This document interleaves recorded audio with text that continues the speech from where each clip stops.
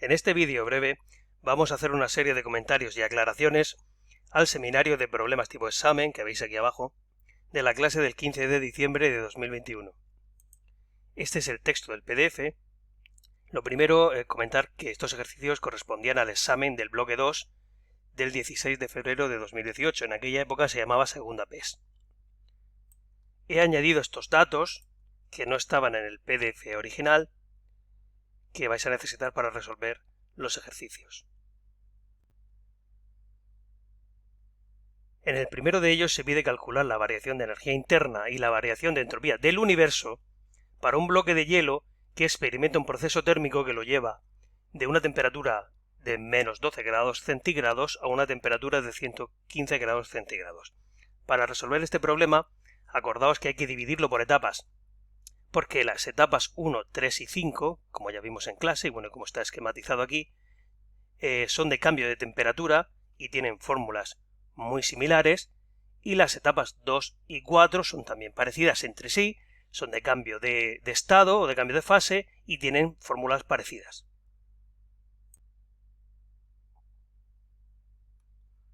Para la variación de entropía del universo, pues la escribimos de esta manera, como ya sabemos, como la suma de la variación de entropía del sistema más la de los alrededores, y el problema es un poco largo de calcular, pero es sencillo, porque las fórmulas son las conocidas. Solo tenéis que tener en cuenta que los cambios de temperatura son logaritmos, utilizando las temperaturas limitantes adecuadas, que están en los datos, y para los cambios de fase, que son las etapas 2 y 4, pues tenéis que usar que, debido a que son procesos isotermos, ocurren a temperatura constante, la variación de entropía se calcula como el calor partido por la temperatura. Eso solo es verdad 100% sin integrar en el caso de los procesos isotermos, porque la temperatura al ser constante sale fuera de la integral de la entropía.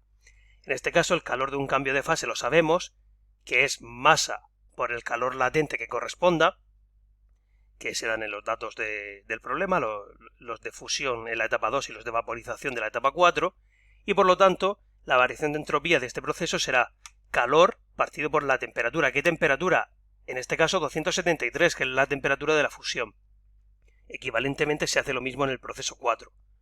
Acordaos de los dos tipos de fórmulas que hay que aplicar aquí.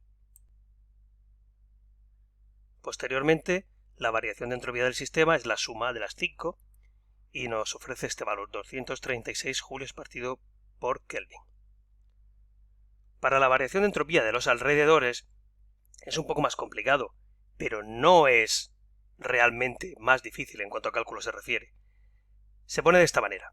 La variación de entropía de los alrededores es el calor de los alrededores partido de la temperatura de los alrededores. Si consideramos que ellos son un foco a temperatura constante, podemos decir que es el calor del foco partido por la temperatura del foco.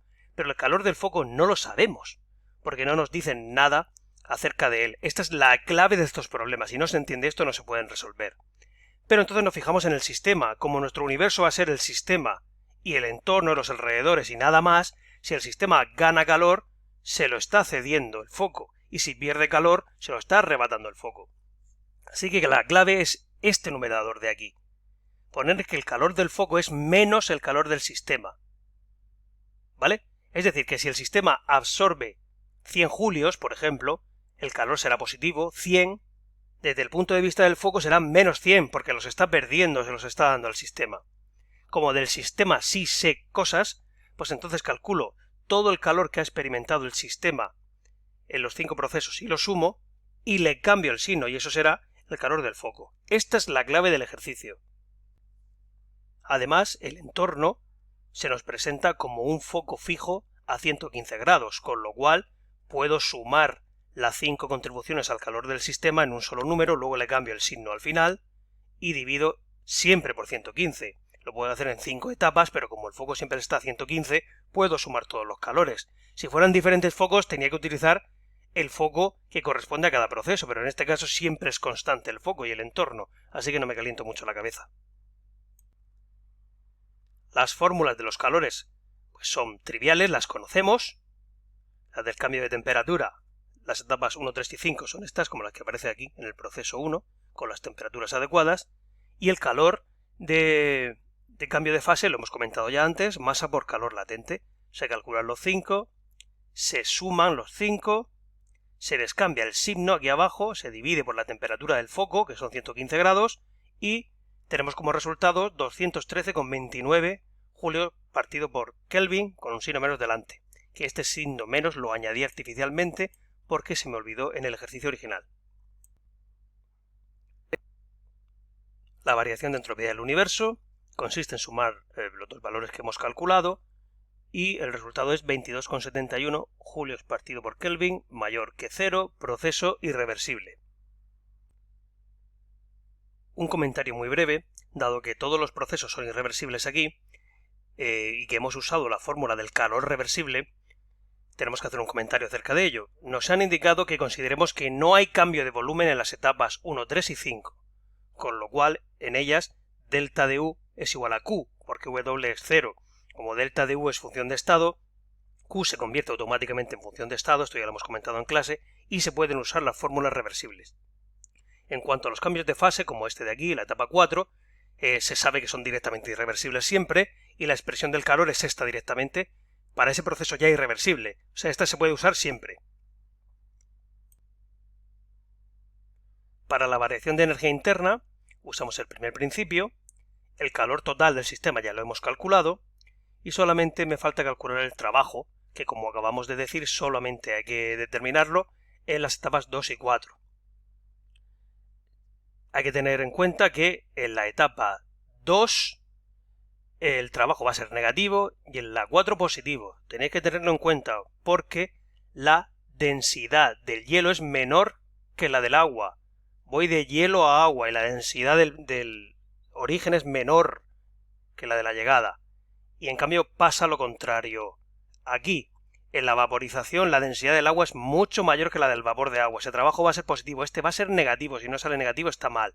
De hielo a agua, trabajo negativo y generalmente pequeño. El proceso del ejercicio es isóbaro a una atmósfera. Entonces aplicamos la fórmula del trabajo para el proceso isóbaro, pero los volúmenes no los conocemos de antemano. Tenemos que ponerlos en función de las densidades. Esta es la fórmula de la densidad cuando es constante, masa total partido de volumen total, despejamos los volúmenes y los llevamos aquí, sacamos factor común, perdonad, ponemos los valores de las densidades que nos dice el ejercicio y tenemos que pasarlo al sistema internacional. Yo aquí lo he puesto en centímetros cúbicos porque me apetecía, he utilizado las densidades en gramos partido por centímetro cúbico y luego he transformado la diferencia de volúmenes en decímetros cúbicos, luego en litros, he usado la presión en atmósferas aquí, con lo cual me da atmósferas por litro y ya directamente lo he puesto transformado en julios, multiplicando por 101,3, que os acordáis que es el factor de conversión entre atmósferas por litro y julios. Intentad no seguirme a mí visualmente aquí, comprobarlo después, hacerlo por vosotros, ¿vale? Yo aquí hago todos los pasos directamente. Aplicáis las mismas fórmulas para el proceso 4 y tendréis que aquí sí que sale positivo y con este valor de aquí.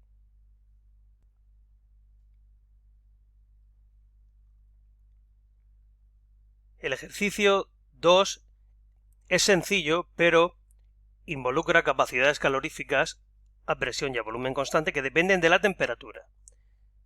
Nos piden calcular calor, trabajo y variación de energía interna para 2 moles de oxígeno diatómico que se calientan reversiblemente, significa que puedo aplicar todas las fórmulas de las tablas directamente, de 27 a 127 grados centígrados, en dos casos. Primero, en el caso A presión constante y en el caso B a volumen constante. Nos dan las R's como datos, lo puedo utilizar todo.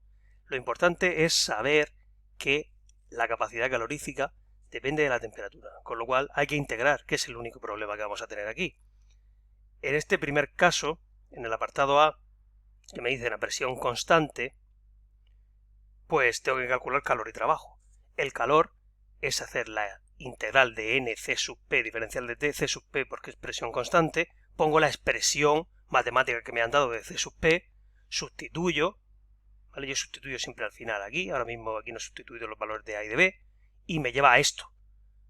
Como las unidades de A y de B me las dan en calorías partido por mol y Kelvin, yo he usado estos números, al final obtengo calorías, hay que llevar cuidado, por eso quería ver también este ejercicio, me dan calorías.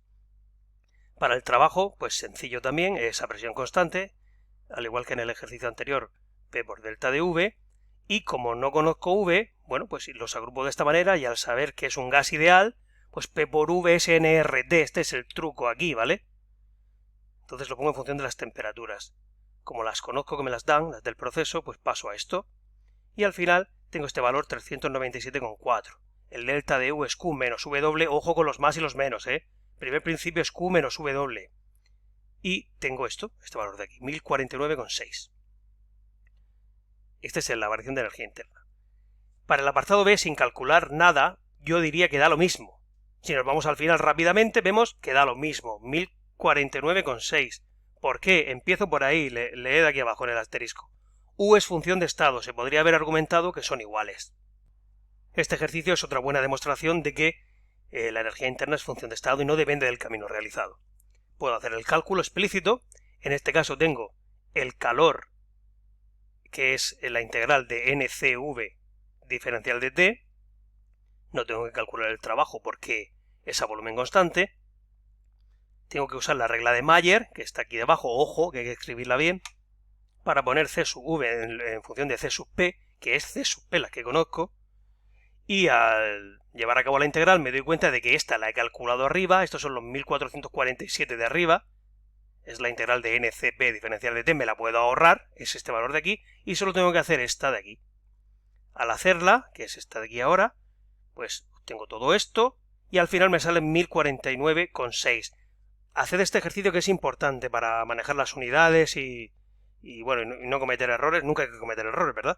Pero que es interesante porque tiene diferentes unidades, integrales, hay que pasar de un sistema a otro posiblemente, y bueno, cuando lo calculéis veréis pues que si lo ponéis en calorías os da exactamente el mismo valor. Si alguien hace el apartado B respondiendo lo del asterisco, lo tiene bien directamente, de hecho estaba pensado para que fuera el toque maestro y que alguien salvara tiempo en el examen y se quitara de en medio un cálculo de un cuarto de hora o 20 minutos o lo que fuera, ¿no? Y así sabe realmente, y lo puede utilizar, que con ese conocimiento profundo de la función de estado puede resolver problemas.